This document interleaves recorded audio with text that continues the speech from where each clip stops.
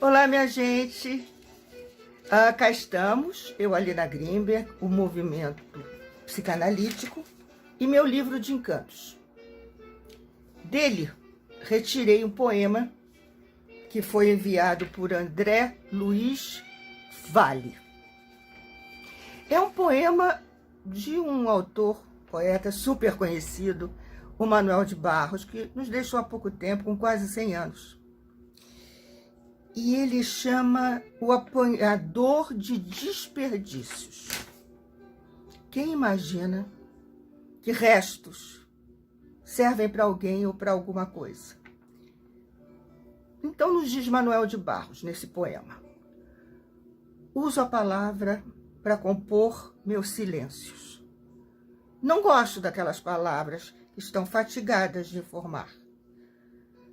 Dou mais respeito aquelas palavras que vivem de barriga no chão, tipo água, pedra ou sotaque.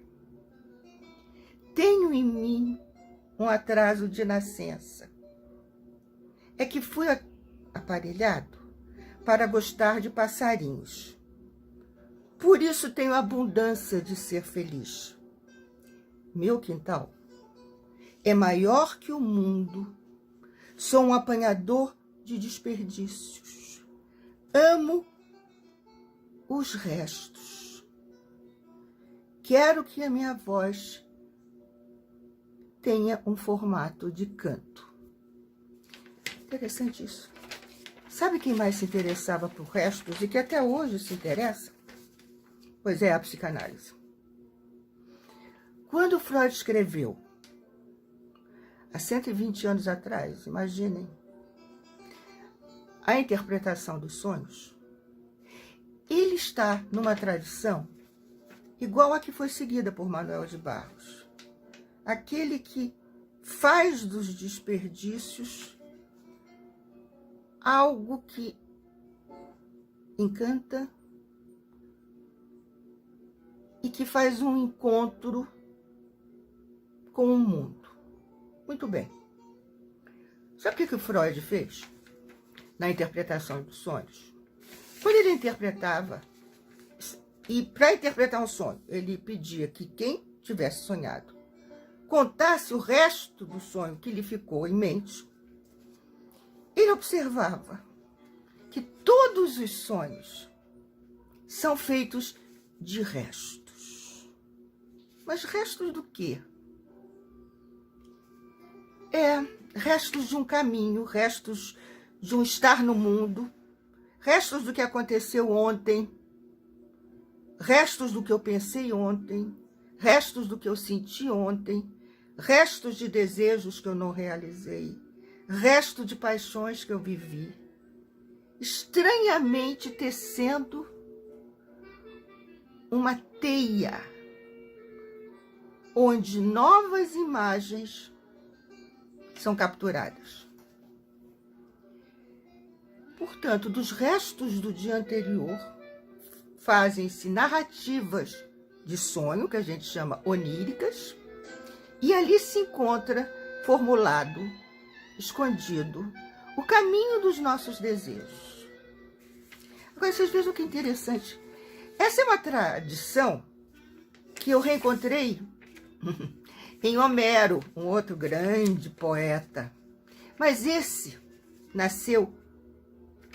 Deixa eu ver aqui, se eu não estou errada. Não estou errada. 8 séculos antes de Cristo, numa parte da Grécia que hoje é chamada Turquia. Vocês sabem o interessante? O Homero, ele deixou 2 poemas. Um chama-se Ilíada, que é a história da Guerra de Troia, a guerra que aconteceu entre 2 grandes cidades no mar Egeu. E o outro poema chama-se Odisseia, que conta a história de Ulisses na tentativa de voltar para casa. Ulisses foi um grande herói dessa guerra. Ele inventou uma história incrível, uma estratégia. Ele montou um cavalo de pau imenso, lá dentro botou uma porção de guerreiros, entrou na cidade de Troia, e ninguém viu os guerreiros. De repente, eis que a barriga do cavalo se abre e dele saem os guerreiros que vão vencer a guerra em Troia. Fantástico, né? Quer acreditar? Pode. Pode acreditar. Se não quiser acreditar, vou te contar outra parte, que é a Odisseia. A primeira parte que Homero fez era Ilíada. Agora eu vou contar a Odisseia.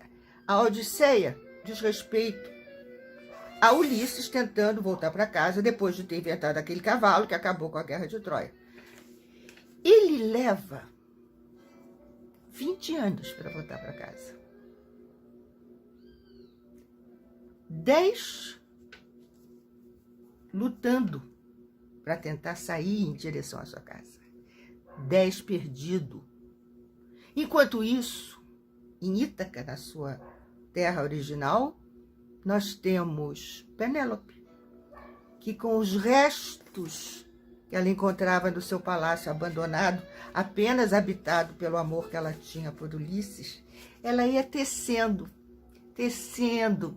com os fios tapetes. Sabe o que ela fazia? Ela desmanchava, porque ela ia só terminar o tapete quando Ulisses voltasse. Muito bem. É assim que trabalha o analista. Ele pega um fio de memória de alguém que está falando qualquer coisa, né? Supostamente recolhido num divã, ou frente a frente. Pega aquele trapinho e segue o caminho de volta. Qual é o caminho de volta? O caminho de volta é retornar às manifestações e às pulsões do inconsciente, ali onde elas foram reprimidas, recalcadas, por uma guerra que existe entre os desejos e a realidade. Puxa, que caminho grande que tem entre os desejos e a realidade. Talvez o analista seja como Homero, que afinal dizem, não foi ele que escreveu nem inventou nada. Ele apenas recolheu pedaços de história oral dos mais diversos entornos daquela época e traçou um conjunto de poesias cantadas e que serviram para guiar a nossa percepção até hoje de que um pequeno resto contado, um pequeno fragmento vivido, um pedacinho de nada, é como nós, que somos feitos de pó de estrelas. E que esse pó de estrelas pode fazer com que imaginemos um mundo. É para isso que servem os analistas.